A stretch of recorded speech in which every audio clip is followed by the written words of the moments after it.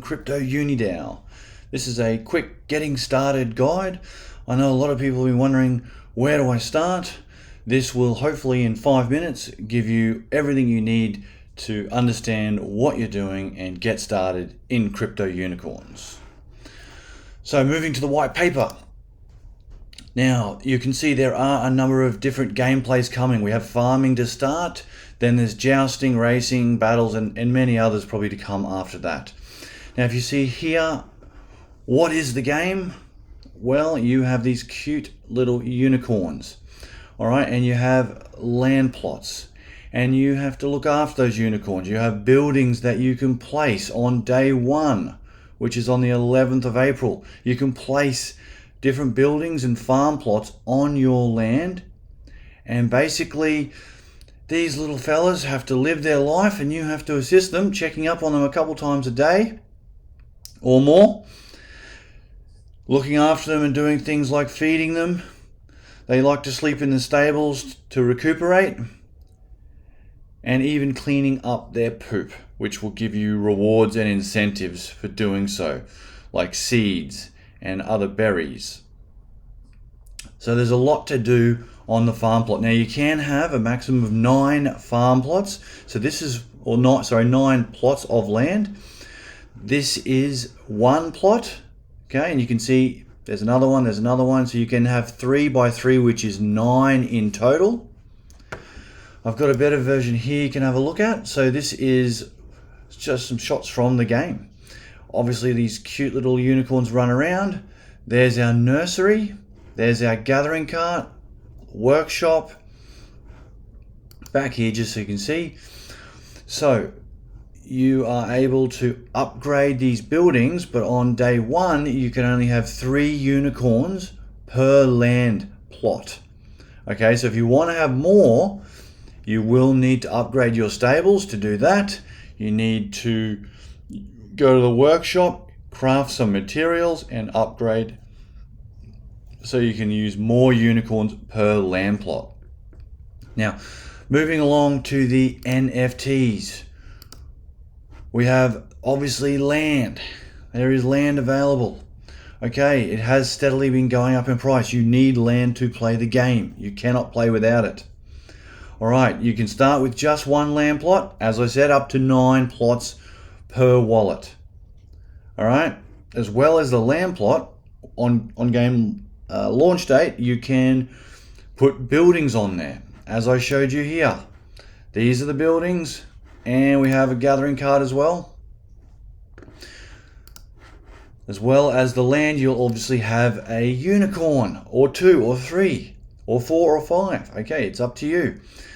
You can see the floor price at the moment is 1.19 ETH. Now the great news is, if you have, let's say, a crystal unicorn here, and you have a crystal plot of land, you do get bonuses. So if you're farming and they are the same, you will get a bonus for that. Now just quickly clicking on the unicorn, stats wise, you can see there are many different stats here, but don't panic. The stats are irrelevant for the farming gameplay. They do come into play for jousting and other battle loops, but for farming, all unicorns were created equal, so do not panic. As well as that, finally, there are shadowcorn eggs. Now this is a separate mini game. It will be added to the main game, not on launch. So if you're a beginner, I recommend staying away from this. It is a really, really cool game, and it is going to be a big benefit if you have a shadowcorn egg, but we don't yet know the exact details. So for a beginner, steer clear. If you want to find more, join the Crypto Unicorn Discord or read the white paper in full.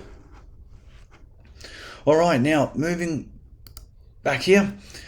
So we now have a rough idea. We have to live our lives on the farm, but we have spent a fair bit of money. How do we get some sort of a return on our investment? Well, there are so many different ways. Now, unlike other games where it's play to earn and you play for the purpose of just earning, this is play and earn. So your job is not to to click a few buttons and take some RBW out of the ecosystem, you can send your unicorn into the farm. They can farm, and you can get some berries at the end of a long, hard-working day, and you can take that to the marketplace and turn that into RBW and go on and sell that at an exchange. However, the big money is made from maybe earning some berries, going to the nursery, and breeding. You can then breed with 2 unicorns. You can breed another unicorn, and you can put that on OpenSea and you can sell that. Okay, breeding for the first time, it's only going to cost you a small amount of money, and it's going to return you a large return.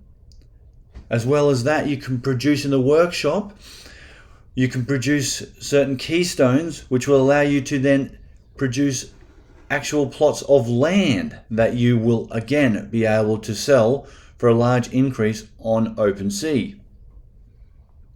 There are also future loops, as I mentioned, jousting, where you will compete in tournaments and earn prize money from these tournaments.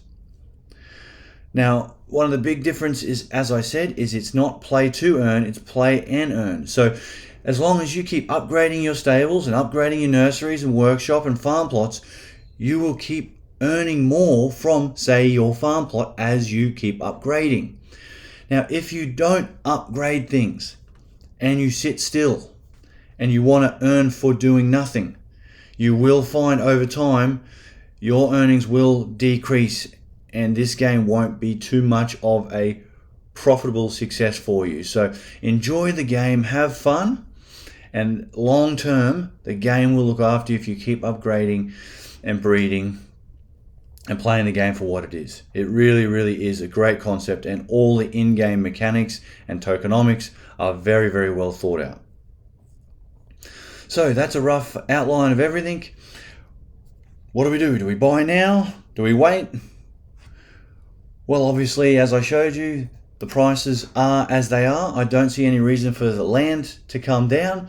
So if you do want to play, you do need to get in and buy land, but that is totally your decision as it is your investment. Some people might want to wait. I know some people are waiting for breeding on game launch, and they are hoping to pick up some cheaper unicorns after current players have bred and put those on the market. That's definitely a strong option as well.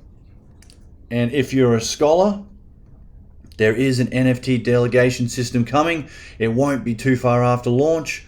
We haven't got an exact date, but I know there's many guilds that will be looking for scholars when this starts.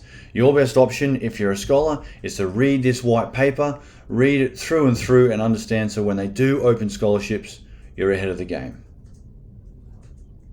Well, thanks for watching. This is a quick, very brief getting started guide. Hope you enjoyed it. Thank you.